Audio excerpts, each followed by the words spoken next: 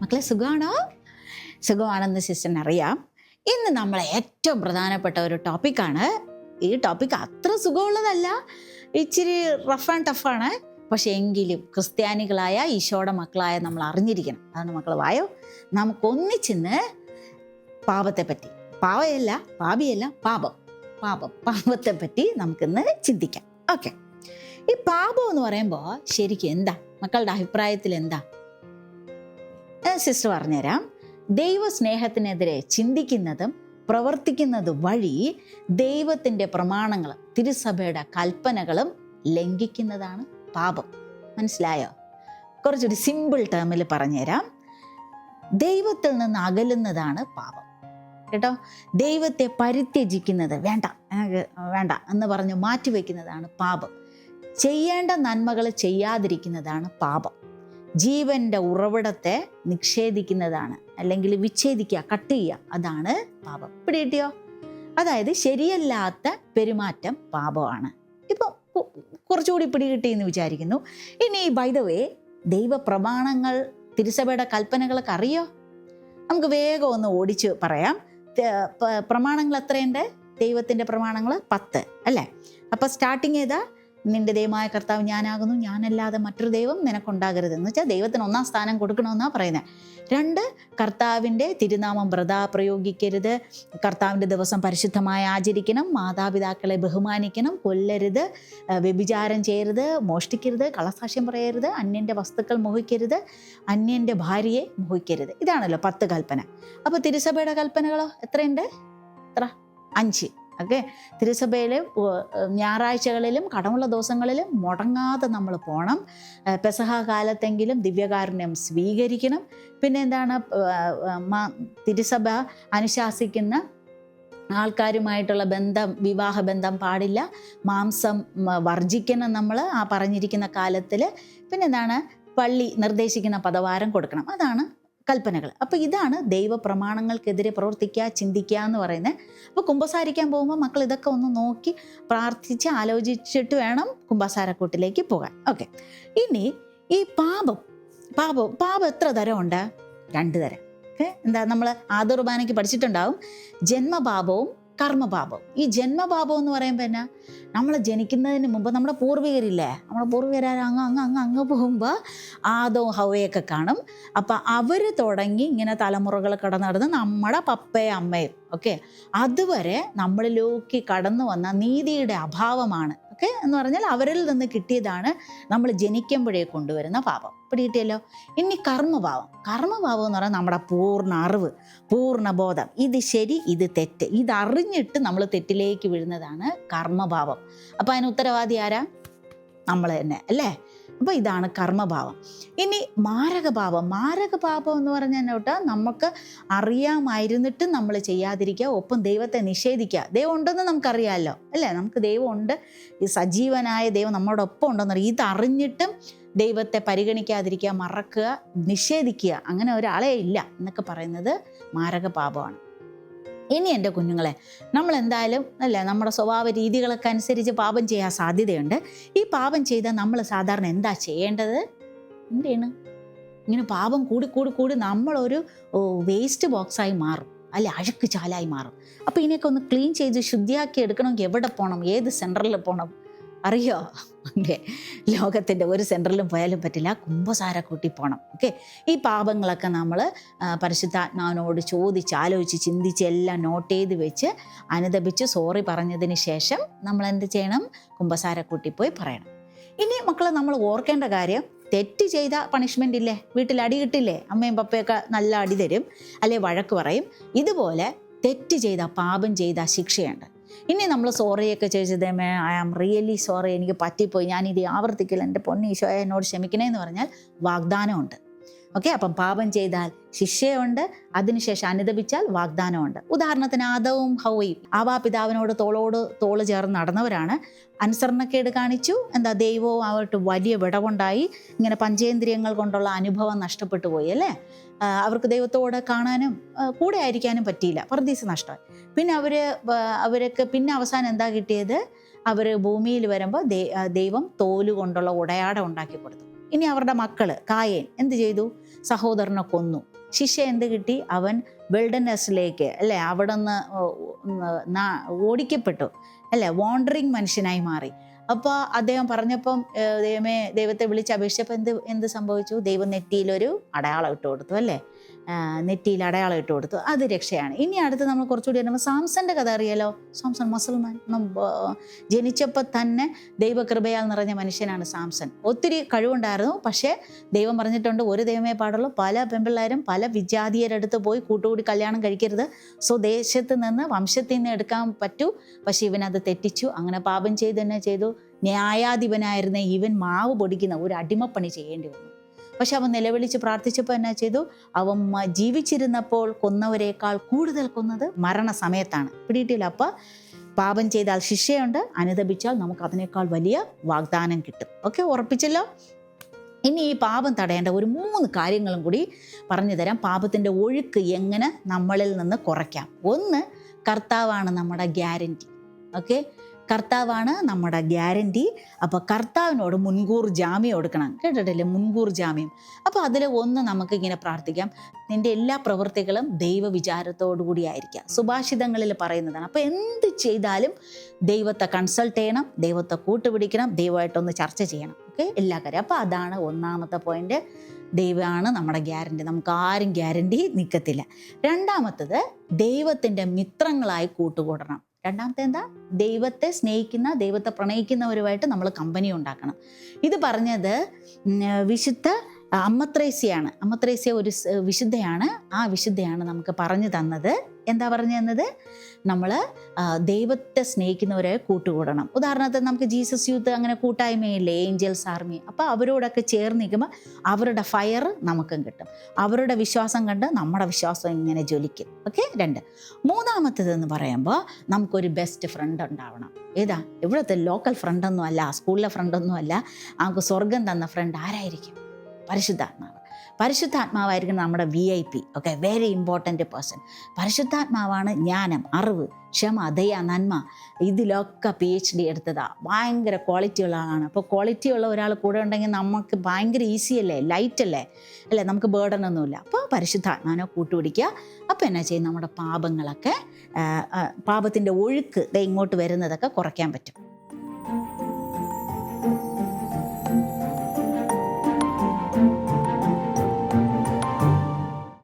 പുഞ്ചിരിച്ചേ, സിസ്റ്ററിനെ നോക്കി ഒന്ന് പുഞ്ചിരിച്ചേ. കുറച്ചുകൂടി, ഇച്ചിരി കൂടി. സ്മൈലായിട്ട് ഈ മുകൾ നേരെ കാണിച്ചൊന്ന് ചിരിച്ചേ. ഉഷാർ, കൺഗ്രാറ്റുലേഷൻ, വെൽ ഡൺ. ഓക്കെ, അപ്പോൾ സിസ്റ്ററിൻ്റെ കയ്യിലുണ്ടല്ലോ കുറച്ച് ഇമോജീസ് ഉണ്ട്. നിങ്ങൾ ഇമോജീസ് കണ്ടിട്ടുണ്ടാവും, മൊബൈലിലൊക്കെ ഉണ്ട്, നമ്മൾ വാട്സപ്പൊക്കെ ചാറ്റ് ചെയ്യുമ്പോൾ ഉപയോഗിക്കാറില്ലേ. കുറേ ഇമോജീസ് ഉണ്ട്. ഈ ഇമോജീസിൽ നമുക്കൊക്കെ ഏതായിരിക്കും ഏറ്റവും ഇഷ്ടപ്പെട്ട ഇമോജി? നമുക്ക് കൊണ്ട് നടക്കാൻ ആഗ്രഹിക്കുന്ന ഇമോജി ഏതായിരിക്കും? ഒന്നാമത്താണോ ദേ ഈ നാക്കൊക്കെ പുറത്തിട്ട് നിൽക്കുന്നത്? പിന്നെ അങ്ങനെ ഒന്ന് നോക്കിക്കേ. 2 തിരഞ്ഞെടുക്കാം. ഓക്കെ, 2 ഇമോജീസ് നമുക്ക് ബെസ്റ്റ് എന്ന് തോന്നുന്ന 2 ഇമോജീസ്. ഓക്കെ, താഴ്ത്തി വെക്കട്ടെ. അപ്പോൾ എന്നെ സംബന്ധിച്ചിടത്തോളം ഇമോജീസിൽ ഏറ്റവും ഇഷ്ടമുള്ളത് ദേ ഈ ഇമോജിയും ഇതാണ്. ഇതിൽ 2ലും കൂടി കൊടുത്താൽ 1ാം സ്ഥാനം വരുന്നത് ഇതിനായിരിക്കും. ഓക്കെ, കണ്ടോ? ഈ കുഞ്ഞിൻ്റെ ഏറ്റവും മുകൾ നിര പല്ല് കാണിച്ചാണ് ചിരിക്കുന്നത്. അപ്പോൾ ഇതുപോലെ ഒന്ന് എന്നെ നോക്കി ഒന്ന് പുഞ്ചിരിച്ചേ. Very good. ഓക്കെ, മിടുക്കരെ. പുഞ്ചിരി ഏറ്റവും ബെസ്റ്റ് ഗിഫ്റ്റ്. സ്വർണവും വെള്ളിയും ഒന്നുമല്ല നമുക്ക് കൊടുക്കാൻ പറ്റിയ നല്ല പുഞ്ചിരി. ഇത് എപ്പോഴും നമ്മുടെ കൂടെ ഉണ്ടായിരിക്കണം കേട്ടോ. എപ്പോഴും എവിടെ പോയാലും, ഏത് കാട്ടിൽ പോയാലും, സ്കൂളിൽ പോയാലും നമുക്ക് സ്വന്തമായിട്ട് വേണ്ടത് ഈ ക്യൂട്ട് പുഞ്ചിരിയാണ്. ഓക്കെ, ഇനി ഈ പുഞ്ചിരി ഉണ്ടല്ലോ, സിസ്റ്ററിനെ പുഞ്ചിരിപ്പിക്കാൻ പഠിപ്പിച്ചത് ആരെന്നറിയാവോ? സിസ്റ്ററിൻ്റെ പപ്പയാ. സിസ്റ്റർ ഇങ്ങനെ നിങ്ങളെപ്പോലെ കുഞ്ഞായിരിക്കുമ്പോൾ നമ്മളിങ്ങനെ കയ്യിൽ പിടിച്ച് സ്കൂളിലൊക്കെ കൊണ്ടുപോകില്ലേ, പപ്പായും അമ്മയൊക്കെ. അപ്പോൾ ആ സിസ്റ്ററിൻ്റെ പപ്പയെ ഇതുപോലെ കൊണ്ടുപോകായിരുന്നേ. കൊണ്ടുപോകുമ്പോൾ പപ്പ പറയും, താഴെ നോക്കി നടക്കരുത്, മുകളിൽ നോക്കണം, ആൾക്കാരെ നോക്കണം, ചിരിച്ച് സംസാരിക്കണം എന്ന് പറഞ്ഞ് പപ്പ കുഞ്ഞിലേ പഠിപ്പിക്കുമായിരുന്നു. അങ്ങനെ പഠിപ്പിച്ച് സിസ്റ്ററിന് ഇപ്പോൾ എപ്പം എവിടെ പോയാലും പുഞ്ചിരിക്കും. സിസിന് അറിയാത്ത ആൾക്കാരെ ആയാലും ഞാൻ ആദ്യം അവരെ കയ്യിലെടുക്കണ എങ്ങനെയെന്ന് അറിയാമോ? ഒന്ന് പുഞ്ചിരിക്കും. പുഞ്ചിരിക്കും അവർക്ക് തോന്നും സിസ്റ്റർ ഓക്കെയാണ്, അവരും പുഞ്ചിരിക്കും. അപ്പോൾ പിന്നെ അടുത്ത് ചോദിക്കും, സാർ എവിടെ നിന്നാണ് വരുന്നത്, എങ്ങോട്ടാണ് പോകുന്നത്, പിന്നെ ലാലലാ എന്ന് പിന്നെ സംസാരിച്ച് അങ്ങനെ നമ്മൾ ഭയങ്കര കൂട്ടാവും. ഇതാണ് സ്ട്രാറ്റജി. ഇതുപോലെ എൻ്റെ മക്കളും കൊണ്ട് നടക്കുന്ന ഒരു ക്യൂട്ട് പുഞ്ചിരി. നമ്മൾ പുഞ്ചിരിക്കുമ്പോൾ ഉണ്ടല്ലോ, നമ്മുടെ ശരീരത്തിലല്ല മുഖത്തിലെ ഈ ഫ്രെയിമിൽ തന്നെ ഒരു 42 പേശികളുണ്ട്. ഈ മസിൽസ് ചലിക്കാൻ തുടങ്ങും നമ്മൾ പുഞ്ചിരിക്കുമ്പോൾ. മാത്രമല്ല മക്കൾ കേട്ടിട്ടുണ്ടോ ഈ ഹോർമോൺ പ്രൊഡക്ഷൻസ്? നമ്മുടെ വികാരം അനുസരിച്ച് ഹോർമോൺ നമ്മുടെ ശരീരത്തിൽ പ്രൊഡ്യൂസ് ചെയ്യും, അത് ശരീരത്തിൽ വ്യാപിക്കും. ഉദാഹരണത്തിന് ഹാപ്പി ആണെങ്കിലോ, സന്തോഷമാണ്, നമുക്ക് അവാർഡ് കിട്ടി, നമ്മൾ മറ്റുള്ളവരെ സഹായിച്ചു, നമ്മൾ പ്രാർത്ഥിച്ചു, അങ്ങനെയൊക്കെ വരുമ്പോൾ നമുക്കുണ്ടാകുന്ന ഹോർമോൺസാണ് ഓക്സിറ്റോക്സിൻ, എൻഡോഫിൻ, സെറട്ടോണിൻ എന്ന് പറയുന്ന ഹാപ്പി ഹോർമോൺസ്. ഇനി നമ്മൾ ഭയങ്കര സ്ട്രെസ്സാണ്, ഭയങ്കര മസിലൊക്കെ അയ്യോ ഇതെങ്ങനെ ചെയ്യും, ഇങ്ങനെ ടെൻഷൻ അടിച്ചിരിക്കുമ്പോൾ നമുക്ക് കോർട്ടിസോൾ എന്ന ഹോർമോൺ ഉണ്ടാകാം. ദേഷ്യത്തിൻ്റെ ആ തീവ്രത കൂടുന്നതനുസരിച്ച് അഡ്രിനാലിൻ ഹോർമോൺ ഉണ്ടാകാം. ഇതൊക്കെ ശരീരത്തിന് വേണം, പക്ഷേ ഇത് അമിതമായി പ്രൊഡ്യൂസ് ചെയ്യും. പാവപ്പെട്ട ശരീരം എന്ത് ചെയ്യും? ഒത്തിരി അമിതമായിട്ടുണ്ടെങ്കിൽ കഷ്ടപ്പാടല്ലേ പാവം നമ്മൾ നമ്മുടെ ശരീരത്തിന് കൊടുക്കുന്ന രോഗങ്ങൾ നമ്മൾ ഉണ്ടാക്കും. അപ്പോൾ പുഞ്ചിരിക്കുമ്പോൾ എക്സസൈസ് ചെയ്യുമ്പോൾ പൊട്ടിച്ചിരിക്കുമ്പോഴൊക്കെ എൻഡോഫിൻ ഹോർമോൺ പ്രൊഡ്യൂസ് ചെയ്യും. അത് ഈ ശരീരം മുഴുവനും ബാധിച്ച് നമ്മളിങ്ങനെ ഹാപ്പി ആയിട്ട് കണ്ടിട്ടുണ്ടോ മക്കൾ? ബോൾ ഇങ്ങനെ ബൗൺസ് ചെയ്ത് നിൽക്കുന്നത് പോലെ ജില്ലായിട്ട് നമ്മൾ നിൽക്കും. ഇനി ഈ പുഞ്ചിരിയുടെ പ്രത്യേകതകൾ കൂടി സിസ്റ്റർ പറഞ്ഞുതരാം. നിങ്ങൾക്കറിയായിരിക്കും, ഒരു സമാധാനം തുടങ്ങുന്നത് ഒരു പുഞ്ചിരിയിലൂടെയാണ്. ചിലവർ പറഞ്ഞിട്ടുണ്ട്, വിശുദ്ധര് സ്വർഗത്തിൻ്റെ താളമാണ് പുഞ്ചിരി.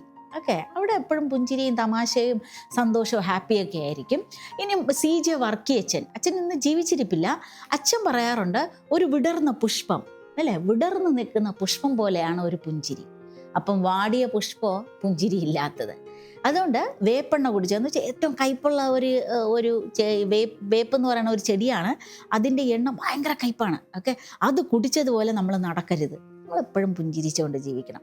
അപ്പം വിടർന്ന പുഷ്പമാണ് നമ്മൾ പുഞ്ചിരിക്കുമ്പോൾ. അപ്പം മക്കളെ, ഇനി ഈ പുഞ്ചിരിയുടെ പ്രത്യേകതകൾ പറഞ്ഞുതരാം. ഒന്ന്, നമ്മൾ ഇമ്മ്യൂണിറ്റി പവർ കേട്ടിട്ടില്ലേ? രോഗപ്രതിരോധ ശക്തി. അപ്പോൾ നിങ്ങൾ പുഞ്ചിരിച്ചോ, നമ്മുടെ രോഗപ്രതിരോധ ശേഷി കൂടും. പിന്നെ പെയിൻ കില്ലർ കേട്ടിട്ടുണ്ടോ? പെയിൻ കില്ലർ നമുക്ക് ഭയങ്കര വേദന വരുമ്പോൾ, വയറുവേദനയോ തലവേദനയോ, പിന്നെ ഈ ക്യാൻസർ പോലുള്ള മാരകമായ രോഗം വരുമ്പോൾ മോർഫിൻ പോലുള്ള നമ്മൾ ഗുളികകൾ കഴിക്കും. അത് നമുക്ക് നമ്മുടെ വേദന മറക്കാൻ. ഇതുപോലെ എൻ്റെ മക്കളെ, പഠനം പറയുന്നത് നമ്മൾ വേദന സംഹാരി കഴിക്കുന്നത് പോലെയാണ് ഈ മെഡിസിൻ അല്ല, ചിരി. ചിരിക്കുമ്പോൾ ഒരു വേദന സംഹാരിയുടെ ഇഫക്റ്റ് ഉണ്ടാവും. അതുപോലെ പിന്നെയല്ലേ ഈ പപ്പയും അമ്മയൊക്കെ എപ്പോഴും നിങ്ങളല്ല, കുറച്ചുകൂടി വലിയവർക്ക് എപ്പോഴും ചെറുപ്പക്കാരായിട്ടിരിക്കാനാണ് ഇഷ്ടം അല്ലേ? നമ്മൾ വയസ്സന്മാരെന്ന് പറയണത് ഇഷ്ടമില്ല. അപ്പം അതുപോലെ ചെറുപ്പക്കാരായിട്ടിരിക്കണമെങ്കിൽ വേറെ ഒരു ടെക്നിക്കും പ്രയോഗിക്കണ്ട, പുഞ്ചിരി സ്വന്തമാക്കിയാൽ മതി. പുഞ്ചിരിച്ചുകൊണ്ട് നടന്നാൽ നമ്മുടെ പ്രായം കുറയ്ക്കും എന്ന് പറയാറുണ്ട്. അപ്പോൾ നമ്മൾ ഭയങ്കര ചാമിങ് ആയിരിക്കും, ഹാപ്പി ആയിരിക്കും, എനർജറ്റിക് ആയിരിക്കും, നമ്മുടെ മൈൻഡ് ഫ്രഷ് ആയിരിക്കും. അപ്പോൾ ഇത്രമാത്രം കാര്യങ്ങൾ ഒരു ചെറിയ പുഞ്ചിരിക്ക് സമ്മാനിക്കാൻ പറ്റും. അപ്പോൾ അങ്ങനെയെങ്കിൽ പുഞ്ചിരിക്കും ചില എക്സസൈസ് ഉണ്ട്, സ്മൈലിംഗ് തെറാപ്പീസ്, ലാഫിംഗ് തെറാപ്പീസ് എന്നൊക്കെ പറയും. അപ്പോൾ പറഞ്ഞു തരട്ടെ, ചെയ്യോ? അപ്പോൾ ഒരു 2-3 പറഞ്ഞുതരാം. ഒന്നാമത്തത്, പ്രാക്ടീസ് ചെയ്യണം. വീട്ടിൽ പോയിട്ട് കണ്ണാടി ഉണ്ടല്ലോ, ഈ കണ്ണാടിയുടെ മുന്നിൽ പോയിട്ട് ഇത് ചീക്ക് ബോൺസ് ആണ്, ഇതിനിങ്ങനെ ചിരിക്കണം. നോക്കിയാൽ നമ്മളെ പടത്തിൽ നമ്മൾ ഇഷ്ടപ്പെടാൻ കാരണം എന്നാ, കണ്ടില്ലേ ഒരു ചന്ദ്രക്കല പോലെയല്ലേ ഈ കുഞ്ഞിൻ്റെ ചിരി, ഈ ഇമോജിയുടെ ചിരി ഉണ്ടോ? താഴ്ഭാഗം അത് നമുക്കിതിൽ കാണാൻ പറ്റുന്നതൊക്കെ ഈ ഫ്ലാറ്റ് അടിച്ചിരിക്കുമ്പോൾ, ഈ ഫ്ലാറ്റ് ആയിരിക്കുമ്പോൾ ഒരു രസമില്ല അല്ലേ, ക്യൂട്ടില്ല, സ്ട്രെയിറ്റ് ലൈൻ. പക്ഷെ ഇത് ഇച്ചിരി അങ്ങ് ചരിഞ്ഞു വന്നപ്പോൾ ഒരു എക്സ്ട്രാ ഭംഗിയാണ്. ഇതുപോലെ നമ്മളെ പുഞ്ചിരി ഉണ്ടാക്കാൻ ഇതുപോലെ പിടിച്ചിട്ട് ഇച്ചിരി പൊക്കണം, ഇങ്ങനെ സ്നേഹത്തോടുകൂടി പൊക്കിയും താത്തിയും ചെയ്യണം. വല്ലപ്പോഴും ഒക്കെ ചെയ്യുക, അപ്പോൾ അത് നല്ലതായിരിക്കും. രണ്ടാമത്തത്, ചിരിച്ചുകൊണ്ട് ഹണി മണി എന്ന് പറഞ്ഞൊക്കെ, ഹണി മണി അത് ചിരിച്ചുകൊണ്ട് പറയണം. ഹണി മണി ഇങ്ങനെ പറയുമ്പോൾ ഈ മസിൽസൊക്കെ നമ്മൾ ട്രെയിൻ ചെയ്യുകയാണ്. ഏത് കാര്യവും നമ്മൾ ട്രെയിൻ ചെയ്താൽ എക്സ്ട്രാ എഫക്റ്റ് ആയിരിക്കത്തില്ലേ? അപ്പോൾ ഇത് ചെയ്യണം. അടുത്ത് തന്നെ നമ്മളിങ്ങനെ ചായ കുടിക്കത്തില്ലേ, ചായ തട്ടുകടയിലൊക്കെ പോയി കുടിച്ചിട്ടുണ്ടോ? ചേട്ടന്മാരെ ഇങ്ങനെ വീശി അടിക്കും അല്ലേ? അപ്പോൾ അത് പറഞ്ഞ് ചിരിക്കണം. ആദ്യമൊക്കെ ഫണ്ണിയായിട്ട് വരും, ആർട്ടിഫിഷ്യലായി തോന്നും. പക്ഷെ ഇങ്ങനെ കുടിക്കുമ്പോൾ ഇങ്ങനെ ഹി ഹി ഹി എന്ന് പറഞ്ഞ് ചിരിച്ച് ചെയ്യുമ്പോൾ അത് നമ്മുടെ ട്രെയിനിങ് ആണ്. അടുത്ത ഒന്നും കൂടി നമ്മളിങ്ങനെ കൈകൂപ്പില്ലേ, കൈകൂപ്പി ഇങ്ങനെ പറയുമ്പോൾ അടുത്തയാൾക്ക് നമ്മൾ ചിരിക്കണം, ഹി ഹി എന്ന് പറഞ്ഞ് ചിരിക്കണം. ഓക്കെ, അപ്പം നമ്മൾ ഗ്രൂപ്പൊക്കെ ആയിട്ട് നിൽക്കുമ്പോൾ കളിക്കാം. ടീച്ചേഴ്സൊക്കെ കേൾക്കുവാണെങ്കിൽ നിങ്ങൾക്ക് ഈ ഒരു എന്താണ് റീഇൻഫോഴ്സ്മെൻറ്റ്, നമ്മൾ പിള്ളേരെ ഒന്ന് റിഫ്രഷ് ചെയ്യാൻ അല്ലെങ്കിൽ അവരൊന്ന് വാമപ്പ് ചെയ്യാൻ ചില എക്സസൈസ് ചെയ്യത്തില്ലേ, അതുപോലെ കുഞ്ഞുങ്ങളോട് പറയണം, പരസ്പരം കൊടുക്കുക, ചിരിക്കുക. അതുപോലെ ഹാൻഡ് ഷേക്ക് കൊടുക്കുക, കണ്ണീർ നോക്കി എന്ന് പറഞ്ഞ് ചിരിക്കുക. ഓക്കെ, ഇനി അതുപോലെ തന്നെ വേറൊരു കാര്യം, നമ്മളിപ്പോൾ ഒരു സാധനം കയ്യിൽ വെച്ചിട്ട് ഇത് ശരിയല്ല ഇതുപോലെ പറയില്ലേ, അതുപോലെ ചിരിക്കണം. അപ്പോൾ ഇതുപോലെ പല എക്സസൈസ് ഉണ്ട്. സിസ്റ്റർ യൂട്യൂബിൽ നിന്ന് കണ്ടു പഠിച്ചതാണ്. മക്കൾ ഇതുപോലെ 1-2 കാര്യങ്ങളൊക്കെ ചെയ്ത് ശീലിക്കുക. പ്രത്യേകിച്ച് നമുക്ക് തോന്നിയില്ലെങ്കിൽ കേൾക്കുന്ന ടീച്ചേഴ്സോ പാരൻസോ ഒക്കെ ഇതുപോലെ ഒന്ന് ട്രെയിൻ ചെയ്യുക. അപ്പോൾ ഒരു വാമപ്പും ആയിരിക്കും, മാത്രമല്ല നമുക്ക് ഈ ക്യൂട്ട് സ്മൈൽ സ്വന്തമാക്കി നടക്കാനും പറ്റും. അപ്പം പ്രിയമുള്ളവരെ, നമ്മൾ നിന്ന് സംസാരിച്ച എന്താ, പുഞ്ചിരിയാണ്. വളരെ സിമ്പിൾ കാര്യമാണെങ്കിൽ ഒത്തിരി ഹൈലി ഇഫക്റ്റീവാണ്, പ്രൊഡക്റ്റീവാണ്, എനർജറ്റിക് ആണ്, എന്തൂസിയാസ്റ്റിക് ആണ്. ഓക്കെ, അപ്പം അത് സ്വന്തമാക്കണം. നമുക്ക് ഏതെങ്കിലും പുഞ്ചിരി പോരാ, നല്ല ചന്ദ്രക്കല പോലെ തിളങ്ങി നിൽക്കുന്ന പുഞ്ചിരി വേണം. പുഞ്ചിരിക്ക് ഒരുപാട് ഗുണങ്ങളുണ്ട്. അതുകൊണ്ട് മക്കളെ, ഇന്ന് നിങ്ങൾ എവിടെ പോയാലും ആരെ കണ്ടാലും നമുക്ക് അറിഞ്ഞൂടാത്ത ആൾക്കാരെ ആണെങ്കിലും നമ്മളൊന്ന് പുഞ്ചിരിക്കണം. പുഞ്ചിരിയിലൂടെ ആശയവിനിമയം നടത്താൻ പറ്റും. നമുക്കറിയാലോ, ഇന്ത്യയിൽ എന്തുമാത്രം ഭാഷകളാണല്ലേ, 1652 ഭാഷയുണ്ട് നമ്മുടെ ഇന്ത്യക്ക് മാത്രം. നമുക്കറിയാലോ, മലയാളം, തമിഴ്, കൊങ്കണി, കന്നഡ, ഉറുദു, ഖാസി, അങ്ങനെ എന്തുമാത്രം ഭാഷകൾ. നമുക്കതൊന്നും അറിഞ്ഞൂടെങ്കിലും ഒരു പുഞ്ചിരി കൊണ്ട് മറ്റുള്ളവർക്ക് നമ്മളെ മനസ്സിലാക്കാൻ പറ്റും. ഓക്കെ, അപ്പം പുഞ്ചിരിക്കുന്ന കുഞ്ഞുമക്കളായിരിക്കട്ടെ. നമ്മൾ വലുതാകും തോറും മരണം വരെ നമുക്ക് പുഞ്ചിരിക്കുന്ന വ്യക്തിയായി മാറാം. ഈശോ അനുഗ്രഹിക്കട്ടെ. ആമേൻ.